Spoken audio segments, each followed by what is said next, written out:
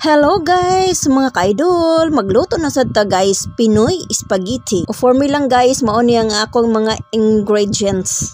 Nga simple. O mao ni akong gatas guys, nga ato isagot. Powder, fresh milk, strawberry nga flavor. Of course, with jackfruit. Unang ka, unahon na to og luto ang noodles guys. Butangan na tog oil and salt or asin. While waiting guys, nga nagpabukal patas sa tubig, mag-mix. O dira guys, kani atong fresh milk guys, ato ni i-mix sa powder milk. Kay mao ra man ni available diri sa balay guys. Hinatag ni sa akong bayaw nga gidala sa akong anak. So, wan ako nagpalit-palit paglaing gatas guys. Nga all-purpose cream. Karon ang powder milk na sad guys. At now, ato nag-stir-stirring ang milk o ang fresh milk, ang powder. And finally, na-mix na jud siya guys. O diba, creamy na kay guys nung humot. Ang bango-bango na guys. Okay, nabukal naman ang atong tubig guys. O ato nagibutang ang noodles. Naluto na jud ang atong noodles guys. Noodles pasta.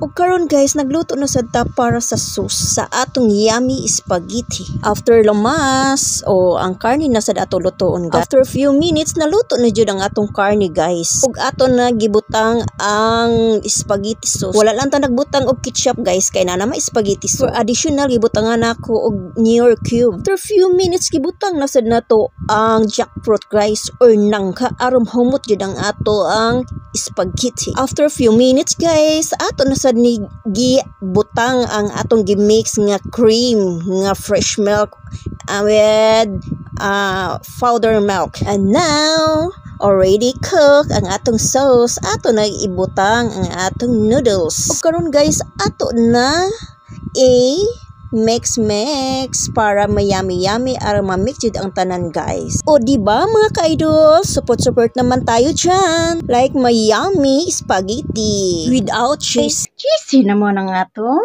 spaghetti. No need ng cheese. Hotdog. O diba mga ka-idols? O hi naman tayo dyan. Dito lang sa comments sections With jackfruits. Thank you for watching. Love you all mga ka-idol. Good day.